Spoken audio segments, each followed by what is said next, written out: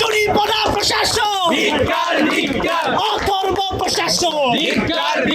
বিশ্ববিদ্যালয়কে যদি আপনার রাষ্ট্র মনে হয় তাহলে আপনার টোটাল বডি হচ্ছে আপনার ডিফেন্সের মতো, একটা আইন শৃঙ্খলা রক্ষাকারী বাহিনীর মতো। ছেলে মেয়েদের নিরাপত্তার জন্য এখানে কার কর্মসংস্থান ওইটা আমাদের দেখার বিষয় না, ছেলে মেয়ের ইস্যু।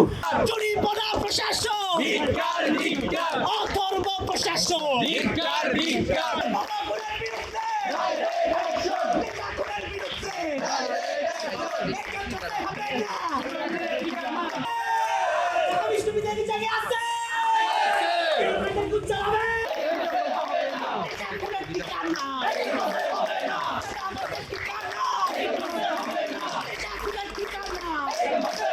বিশ্ববিদ্যালয়ের প্রশাসনের নিয়মিত অভিযানের মাধ্যমে ক্যাম্পাসের সমস্ত ভ্রাম্যমাণ দোকান, মাদকসেবী যারা এই ধরনের মানুষজন ছিল এদের উঠিয়ে দেওয়া হয়েছে।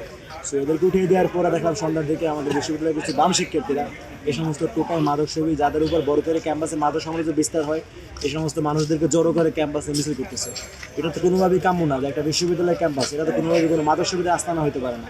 একটা বিশ্ববিদ্যালয় ক্যাম্পাস তো কোনো ভবঘুরে পাগল ব্রাহ্মণদের আশ্রয়স্থল হতে পারে না। ঢাকা বিশ্ববিদ্যালয়ের প্রশাসনের দায়িত্ব হচ্ছে একজন ভবঘুরেকে এখানে জায়গা দেওয়া, তা কিন্তু না।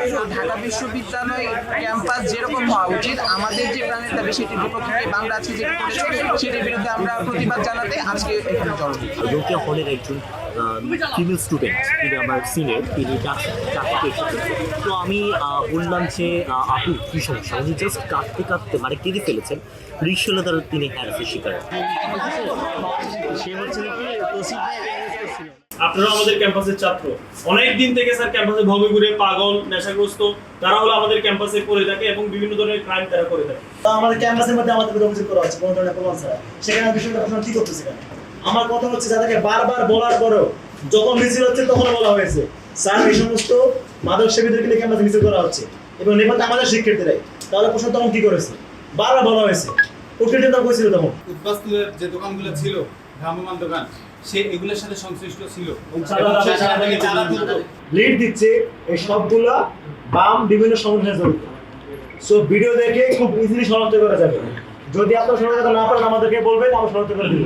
বাট আমরা চাই তাদের বিরুদ্ধে বিশ্ববিদ্যালয় কি অ্যাকশন নিচ্ছে খুবই দ্রুত দেখতে চাই আমরা। একটা টোটাল বডি তো শুধুমাত্র কর্মচারী না, এটা তো একটা ডিফেন্সের মতো। আপনার বিশ্ববিদ্যালয়কে যদি আপনার রাষ্ট্র মনে হয় তাহলে আপনার টোটাল বডি হচ্ছে আপনার ডিফেন্সের মতো, একটা আইন শৃঙ্খলা রক্ষাকারী বাহিনীর মতো।